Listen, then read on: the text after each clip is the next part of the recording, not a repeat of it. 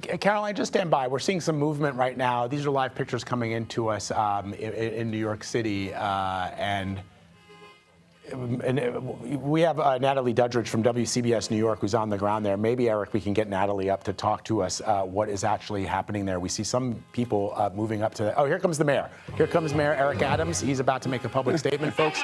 Let's bring it to you right now. This is not a black day. This is a youth day. This is a youth day, Eric Adams. This is not a black day. Your policies are anti-black. You are a disgrace to all black people in this city. The things that you have done are unconscionable. You hurt our schools. Our streets are dirty. Our children are harassed by the police. This is ridiculous. This is ridiculous. You can shush me all you want, but the people are with us. And this is not a black day. This is a justice day. First of all, I want to thank you for being here this morning. And I want to thank the supporters of all ethnic groups that are here, particularly the men and women of the clergy that's here, that have joined me here today. And we are not surprised. We expected this. This is not surprising to us at all. The actions that have unfolded over the last 10 months, the leaks, the commentary, the demonizing, this did not surprise us that we reached this day. And I ask New Yorkers to wait to hear our defense before making any judgments. In about 30 minutes, you're going to hear a story of the case that is in front of us. This story will come from the federal prosecutors. And I ask to wait and hear our side to this narrative. From here, my attorneys will take care of the case so I can take care of the city. My day-to-day will not change. I will continue to do the job for 8.3 million New Yorkers that I was elected to do. Amen. And the 300,000 plus employees of our city government will continue to do their jobs, because this is what we do as New Yorkers. It's an insult to the hardworking people of the city that anyone would say that they won't do their jobs while this case proceeds in the background. They are dedicated public servants, and I have been one of them for many years, and they're going to continue to do their job, moving the city forward every day. It's an unfortunate day, and it's a painful day. But inside of all of that, it's a day when we will finally reveal why for 10 months I have gone through this. And I look forward to defending myself and defending the people of this city as I've done throughout my entire professional career. That's right. I want to now turn it over to the person who started me on this journey, Reverend Herbert Daughtry. Amen. Amen. Amen. Amen.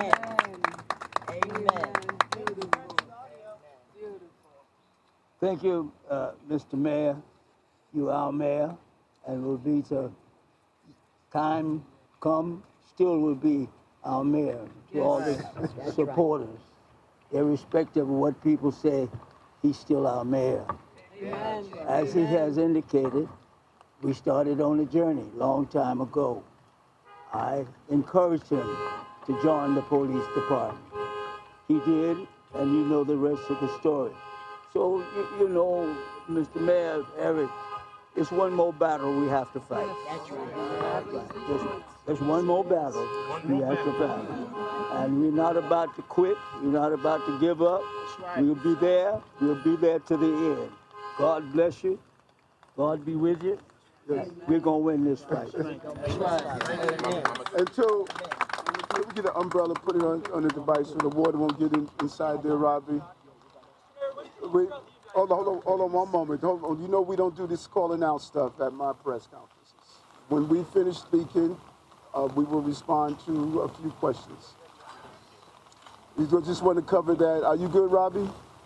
I affectionately call her Mother Dukes. Has been a head of the NAACP and just a leader that has mentored me throughout my entire journey. I want to now come call her Mother Hazel Dukes. Yes. Good morning. Good morning. My name is Hazel Dukes. I live in Harlem.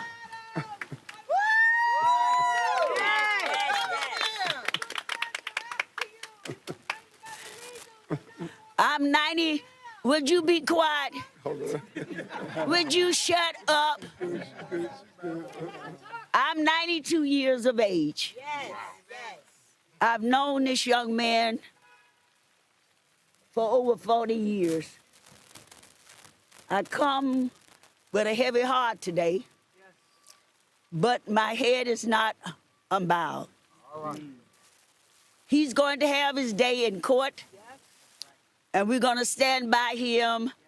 We came this morning to pray for him, because prayer changed things.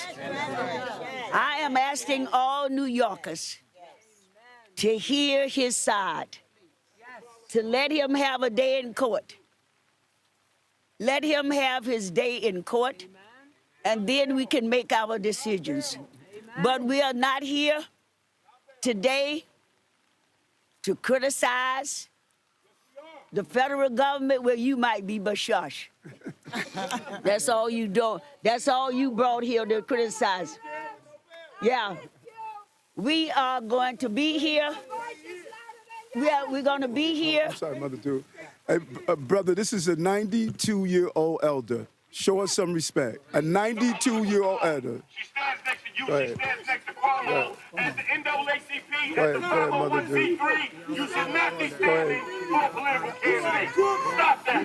You're always in favor. You are always in favor of the Go ahead, Mother Duke. Don't respond to them. Go ahead, Mother Duke. We are calling on all New Yorkers to listen carefully, not to the loudmouths, but listen to facts and figures. His lawyers will go and do our work for us, and we will stand with this mayor. Right. Thank you.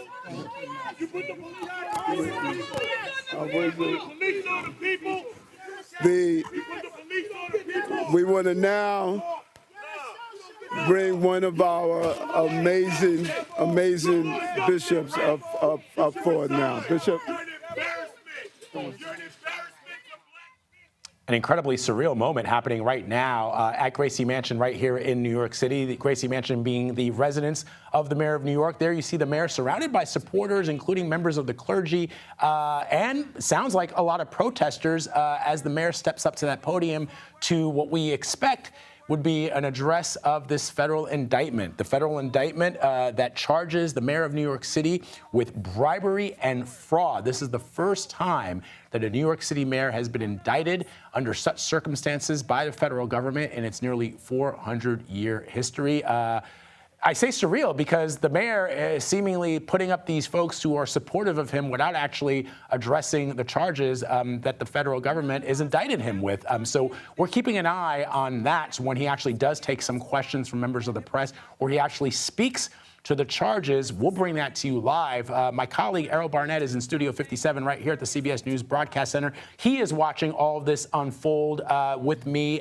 Errol, again, the federal government suggesting in after a very lengthy corruption investigation that the mayor is now under indictment for bribery and fraud, and the charges are wide-ranging, having to do with illegal monies that he received from foreign governments in exchange for favors, which is the very definition of corruption, Errol. Yeah, Vlad, earlier you were saying that, from your memory, this seems historic. It absolutely is. This is the first time a sitting mayor of New York City has been indicted. And when you look at the charges that were just unsealed a short time ago, the government is confident in its case, and the charges are extensive. Thank you for your coverage. We continue here on CBS News 24/7 with every development in this fast-moving story. Right now, you're watching supporters of the mayor defend him, but on your screen, you're seeing what we are digesting at this moment, what the federal government says the sitting mayor of New York City did in illegally accepting money from foreign governments, using that to bolster his campaign and put him in a position of power here in New York City. I'm joined on set by CBS News senior coordinating producer for crime and public safety, Anna Schecter, who has also been watching this unfold this morning. Anna, you told us at around 7 a.m. that we should expect this, and we weren't sure if the indictment would be unsealed. Tell me the headline, the major item that jumps out to you. It seems to be the amount of money that the mayor is alleged to have misused in his campaign to become mayor. That's right. A whopping $10 million in public funds. That's funds that were supposed to go to New Yorkers, and the government of New York City actually went to his mayoral campaign in 2021, according to federal prosecutors. That's just been unsealed in this indictment. So that is a huge number. And the way that they allege he did this was through straw donors. So it's not just hedge funds and billionaires giving him money. It's actually foreign entities tied to the Turkish government specifically giving money through other people to amass this huge amount of money. He also used a New York City matching program. So that helped balloon this number that ballooned to $10 million that he allegedly illegally received for his campaign. There's also a lot of detail in this indictment about flights that he took, business class upgrades, hotel suites in Istanbul, and we're not talking about flights, around the state. These are international flights that he got. And what the government needs to prove in court is that it was a quid pro quo. And so what they lay out is what they wanted, which was a quick and easy approval by the fire department for a skyrise for the Turkish consulate that prosecutors alleged Adams pushed through and pressured the fire chief for this. There have been a lot of rumors swirling around. We were aware of a lot of these allegations, but it's fascinating to see this laid out in a narrative that we can read. And this looks like a more than 3 years long investigation that U.S. Attorney Damian Williams has been carrying out. So there are a lot of details in here, and a lot of details included. We don't always see this level of detail, but it's fascinating. And that's part of why I made the point that the federal government doesn't bring these charges lightly. You would not bring such serious charges against a sitting mayor of the biggest city in the country unless you were confident in your case. I have the indictment in my hands, and it is thick. It seems as heavy as a book. It is extremely detailed. I just want to show that to our viewers. This isn't like a simple page. It's multiple pages, this indictment. And I think we also have another live shot we're tracking for you of the Southern District of New York, which itself is expected to address the public, address the press, take questions, and lay out their case as they see it against the mayor. You're seeing that now on the right hand of your screen. As soon as it happens, we will bring it to you live. On the left, you're seeing supporters of Mayor Adams, who has yet to directly speak to what was in this indictment. He has generally said he is innocent. He denies these charges, but we do expect once he's in a courtroom and once his team gets in front of a judge to hear the specifics of how and why he's innocent. Again, the federal government says he's guilty, and they seem to have extensive evidence showing as much. We're also joined by CBS News contributor Rebecca Roife, who has been watching this all unfold. And Rebecca, it's a remarkable moment in American history as we all watch now for each side to make its case. We know what the federal government is charging. What jumps out to you at this moment? The mayor has not mentioned specifics yet. And in fact, Rebecca, stand by for us, because I think the mayor might now take questions. Let's listen to what he's saying.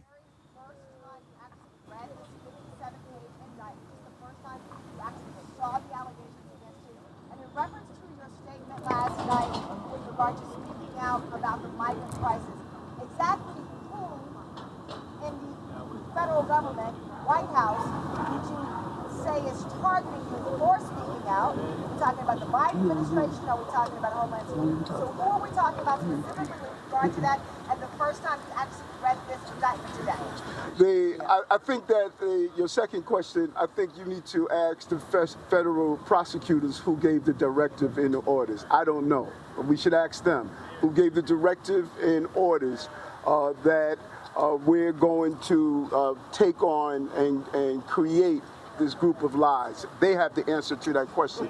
When it comes down to reading it, I peruse through it to get the top lines. The attorneys are going to dig into the crevices of it, but it is clear.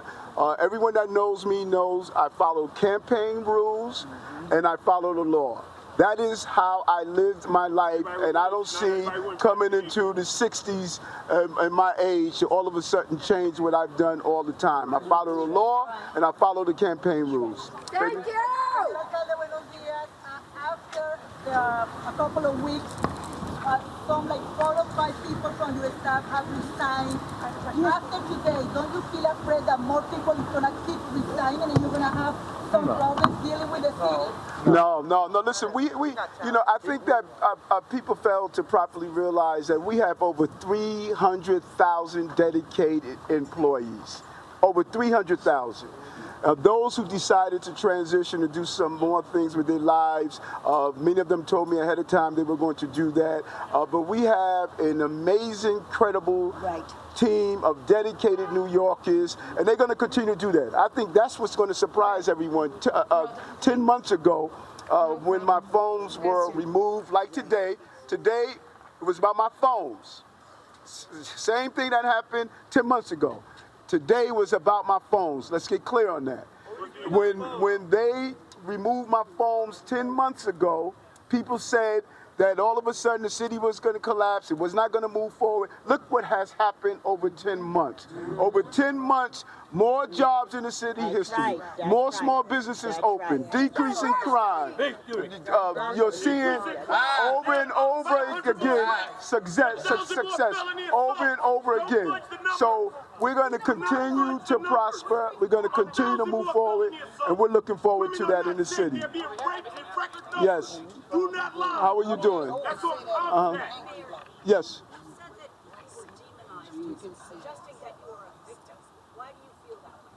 Well, listen, I think that when you do an analysis, and all of you have covered this, it is a felony to release a grand jury communications. That's a felony. So you can't break the law to enforce the law.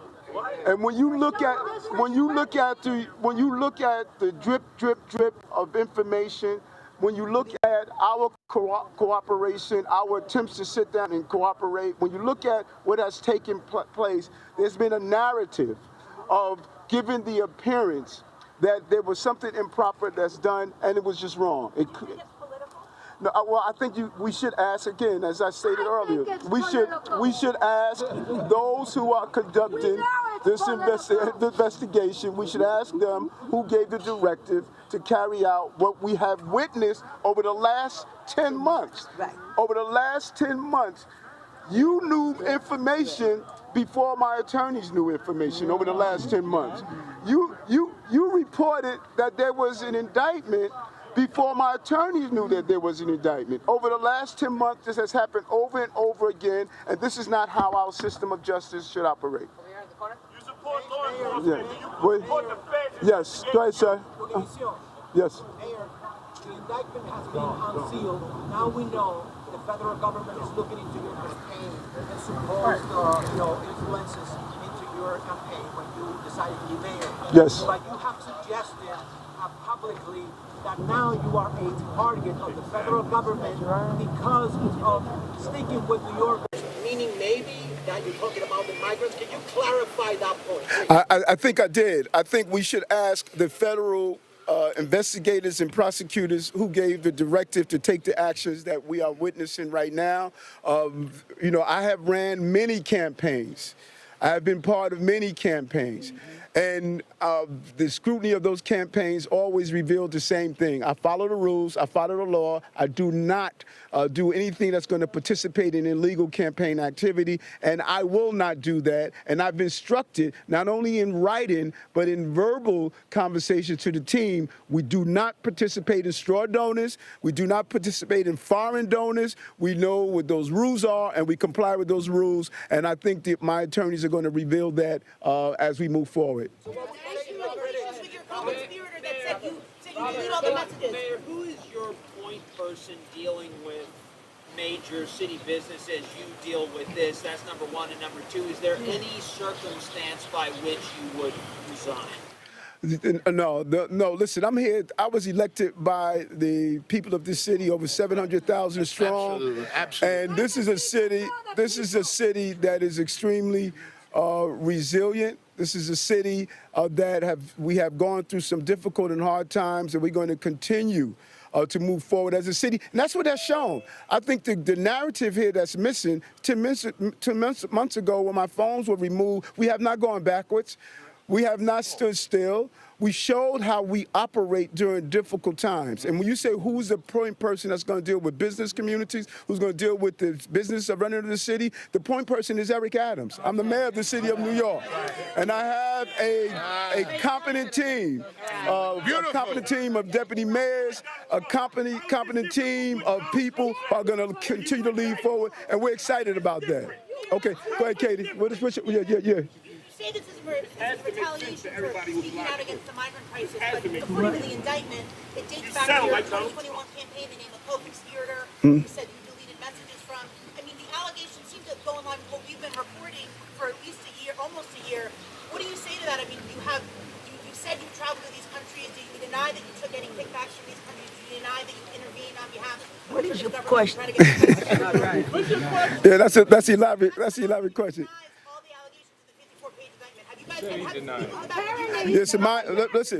Listen, my legal team. Thank you. My legal team is going to peruse the entire indictment. We got it today. When it was released, the news media received information before we did, as they have been receiving for the last 10 months. It appears as though the goal is to try this case publicly and not in the criminal justice system that's in place. And so based on what I read, it's clear that if it's campaign violations, I know I don't violate the campaign. That's right. If it's foreign donors, I know I don't take money from foreign donors. And I verbalize that to the team, both in writing and both in communication. And we will continue to do that. And we look forward for the legal team to handle this as I handle the city of New York and continue the success that we've witnessed in the last 2 years and 9 months as the mayor of the city of New York. Thank you very much. Yeah. You are watching CBS News 24/7's continuing coverage of this breaking development. The mayor of New York City, defiant, denying the allegations from the federal government that he has been accused of bribery and conspiracy and a real misuse, widespread misuse of campaign funds in order to secure his position as mayor and his election. And then once he was mayor, says the federal government, he then continued to offer favors to those who put him, in their words, in office. He says that he follows campaign laws, he follows the rules. He did not participate in violating campaign finance laws either. And he says he will say as much in front of a judge as this case unfolds. On the right of your screen, you're seeing a live shot of the Southern District of New York, where the federal government will speak to the indictment that was just unsealed approximately 1 hour ago. I'm Errol Barnett at Studio 57. I'm joined by Anna Schecter, who's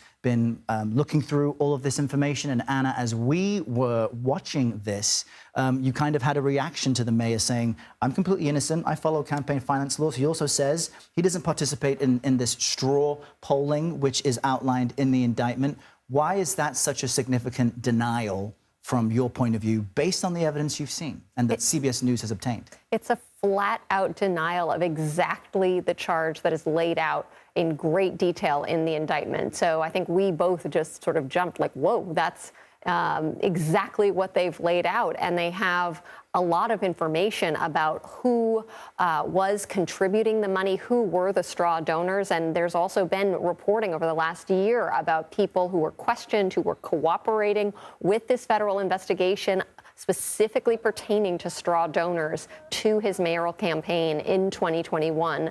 The other thing that's interesting about the indictment is some of the allegations go back to 2017 and 2018, and these perks, it sort of tells a story of him building relationships with these foreign entities, foreign groups, groups close to the leaders of foreign countries, in particular Turkey, and that happened over time. There was this quid pro quo. So he received these perks and the money for his campaign, and in return, he pressured the fire chief to approve a building. This is a very expensive proposition, a huge high-rise that did not pass the fire code. It failed the fire code. And according to the indictment, Adams told then fire chief that he would lose his job if he did not approve this building. So that level of detail is all laid out in this indictment. And that's what makes this so stunning. We're seeing a replay of the mayor making these denials that we're now analyzing on the left of our screen. On the right, it's the federal government's evidence. I think they have an image of the tower in question and a timeline. They say, I'll just read the first line from their indictment, Eric Adams for nearly a decade sought to accept improper valuable benefits such as luxury international travel, including from wealthy foreign business people and at least one Turkish government official seeking to gain influence over him. This isn't about one check, one incident or one gift. They're laying out an entire conspiratorial scheme. And a reminder for our viewers, as soon as that press conference begins, we'll bring it to you live. What else jumps out at you as far as the specificity of the charges and what we've been able to confirm at CBS News? What's interesting to me is we're looking at a mayor who rose up through the ranks. He was a police officer years, rose into a leadership role at NYPD, stepped in as a borough president, and then ultimately mayor of New York City. He was very flamboyant, loved to be out and about town, man about town, and yet for most politicians, there's this gut check of if this foreign government is giving me this money or these perks, you kind of just have a gut feeling, okay, wait, this is not what I'm supposed to be doing. There are very clear campaign finance laws that restrict foreign governments influencing our elections.